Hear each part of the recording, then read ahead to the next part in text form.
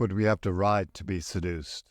Dave Hickey, The Invisible Dragon. If it is too often said about Diane Arbus that she photographs freaks, it does at least suggest that it's most minimal, that we know what normal people are like, what people look like when they are not odd. It is reassuring to be reminded not only that we are not all freaks, but also that we know a freak when we see one. There are, of course, points of view, angles from which we can all look like freaks to ourselves, and Arbus, as we shall see, is unusually eloquent about this and about how the camera is, as it were, good at picking up the unwanted perspective. But the enthusiastic unease that Arbus's work generates and the pleasure we take from her work must have something to do with our wondering what it must be to be people like that, and by the same token, what it must be to be people like us who are not freaks like that, but for some reason, and Arbus was herself exercised by this, are fascinated by freaks like that. Indeed, we want pictures and exhibitions of them, and we want something from representations of them that we mostly don't want from them in person.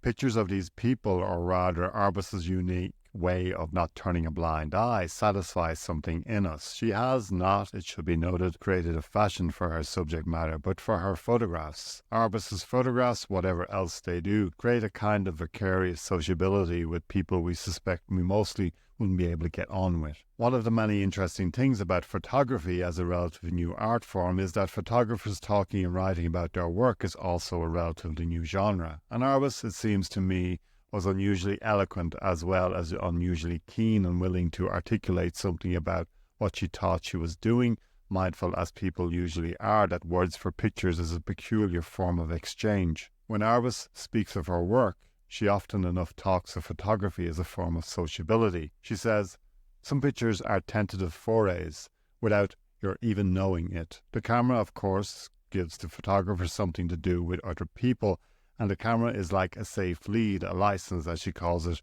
into the unpredictable. Who you can and can't be with, for Arbus, is bound up with what you can and can't know about people. As a certain kind of modern artist, she thinks of intentions as passwords that get you what you never expected, and she locates the mystery that matters most to her, her preferred mystery, in the unfamiliar, the family being the place where unfamiliarity begins. I remember one summer," she writes, "I worked a lot in Washington Square Park. It must have been about 1966. The park was divided and had these walks, sort of like a sunburst, and there were these territories staked out. There were young hippie junkies down one row, there were lesbians down another, really tough, amazingly hardcore lesbians, and in the middle were winos. They were like the first echelon, and the girls who came from the Bronx to become hippies would have to sleep with the winos to get to sit on the other part with the junkie hippies.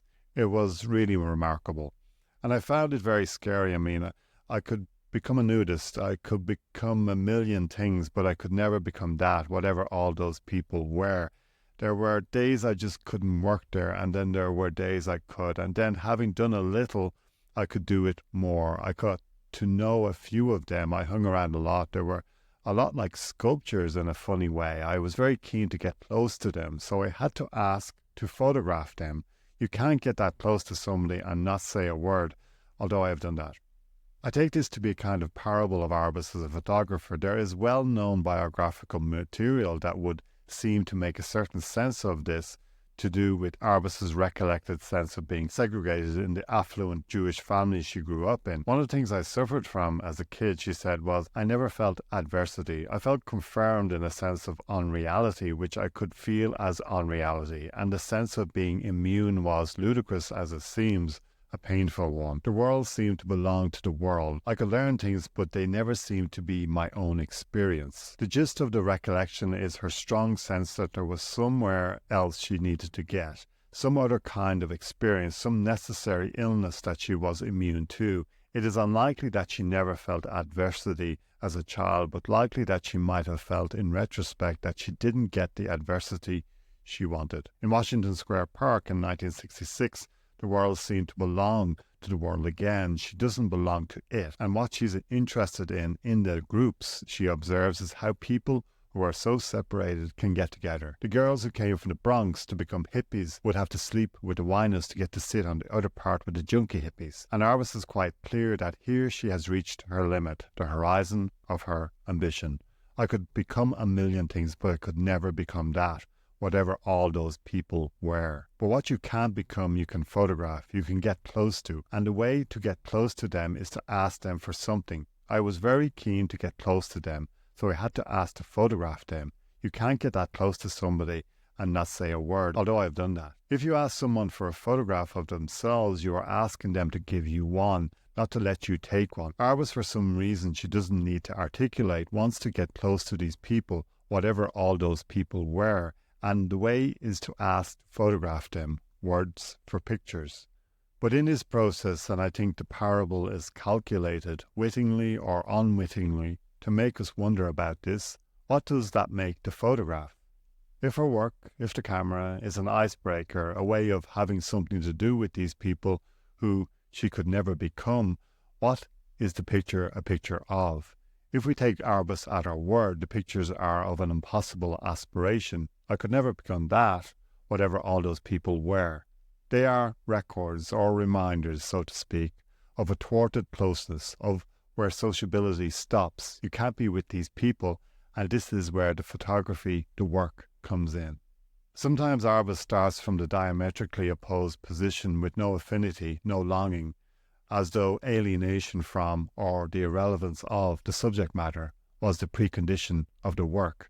The Chinese have a theory, she writes, that you pass through boredom into fascination, and I think it's true. I would never choose a subject for what it means to me or what I think about it. You've just got to choose a subject, and what you feel about it, what it means, begins to unfold if you just plain choose a subject and do it enough. In Washington Square Park, she starts with the fascination. Here she ends with the fascination through apparently arbitrary choice and dogged persistence. But in this latter formulation, the photograph is far more, and far more obviously significant. It is the revelation of feeling and meaning. The photograph gets you closer not to the object, but the photographer's unfolding apprehension of the object. As ever with Arbus, closeness is the issue, and it is presumably not insignificant that so many of her photographs are so close up, and quite often of people one mostly wouldn't want to be that close to, at least in so-called real life. Nothing is ever the same as they said it was, Arbus says. It's what I've never seen before that I recognize. What other people say distances you. If it's what I've never seen before that I recognize, we have to assume that this is because they prevented her with their words from seeing the thing that mattered to her. They have kept her away, immune, unreal, and her project, the new, what I've never seen before, becomes the desired. It becomes symbolically equated with the necessary thing from which she has been somehow excluded. Her question, I think, or rather her dilemma, is how much does she want to know? How close does she want to get to whatever it is she believes she has been excluded from? Arbus starts from a position of exclusion. The people in Washington Square Park, like the arbitrarily chosen subject, are nothing to do with her. Arbus is never sure whether she is interested in the experience of exclusion, and her so-called freaks are, by definition, the excluded that she is including, or whether she is interested in finding out exactly what it might be that she is excluded from, which is what her so-called freaks make us think about. Becoming obsessed with exclusion can become a way, perhaps the way, of not thinking about what it might be that one is excluded from. So when Arbus, a bit too famously, says a photograph is a secret about a secret, the more it tells you, the less you know. She is both making a distinction between showing and telling which photographs draw to our attention, and also giving her potted theory of secrecy. What a photograph apparently tells you is what you don't need to know, that in photography the explicit is always misleading, and that photography, at least in Arbus's version, is a peculiar intent form of secrecy. A secret about a secret means that what is being kept a secret is that there is a secret. Photographs, unlike photographers, can't actually speak, and a secret about a secret is as good a definition of the unconscious as one is likely to get. Arbus is not saying that she knows what the secret is. She is just saying she knows that what is being kept secret in the photograph is that there is a secret. The photograph, or rather Arbus's words about the photograph, has something to show us, if not tell us, not about odd people, but about how odd we are about closeness and exclusion. Many of her photographs have a baroque longing in them, and many of her remarkable statements about her work have something to say about the dread and the draw of being left out. Lately I've been struck, she says, with how I really love what you can't see in a photograph, an actual physical darkness, and it's very thrilling for me to see darkness again. To see darkness is to see what you can't see, and what you can see true. In Arbus's photographs, the thrill of being left out contends with the dread. It would be terrible to believe that there is nothing to be left out of. What we are invited to think about Arbus's photographs are the so-called freaks and their pictures left out of. And what is it about this that is at once so poignant and so horrifying for us? Or, to put it a little more glibly, who is left out of what? If we so much want to look at Arbus's pictures of freaks, what are we feeling excluded from? The story Arbus wants to tell us explicitly about freaks, that is to say, in words rather than in photographs, is that she is envious of them. Freaks was a thing I photographed a lot, she says, not wary of using either word. It was one of the first things I photographed, and it had a terrific kind of excitement for me. I just used to adore them. I still do adore some of them. I don't quite mean they're my best friends, but they made me feel a mixture of shame and awe.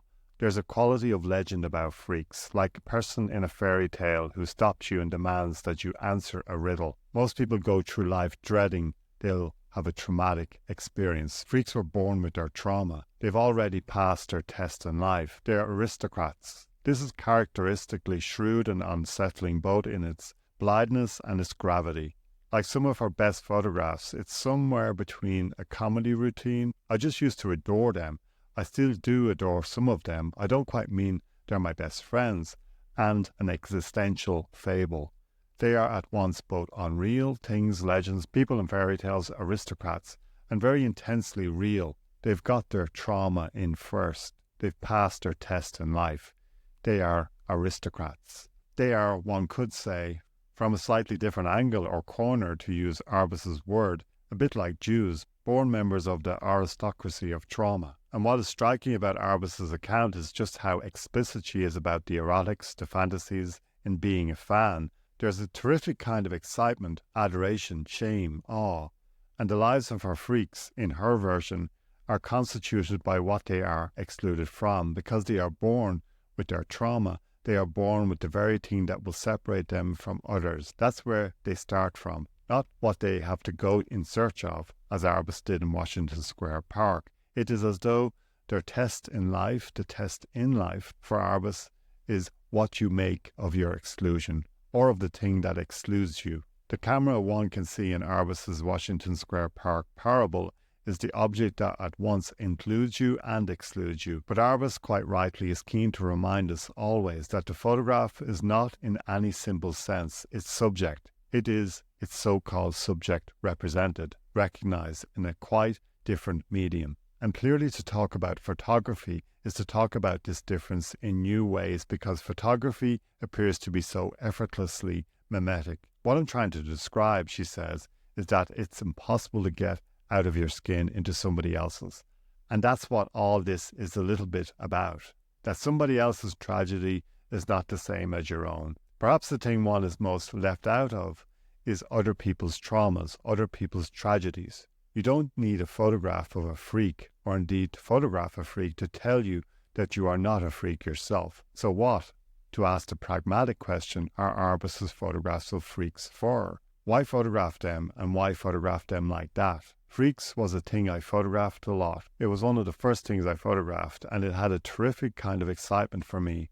One of the first things, that is, after the fashion models she and her husband photographed in the 1940s. There's possibly a suggestion here that freaks were Arbus's way into her own kind of photography, so it is worth wondering, by way of conclusion, what that was a way into. Arbus describes becoming fascinated in the 1960s by a blind street performer who, she says, lives in an atmosphere as dense and separate as an island with its own sea. An island with its own sea is indeed a very separate island. If Arbus was drawn to the impossibilities of closeness, then it is tempting to suggest that her photographs at once both record this impossibility and try to break it down. Eudora Welty remarked that Arbus's work totally violates human privacy, and by intention, as though Arbus couldn't bear, or, more interestingly, didn't trust the privacy of others.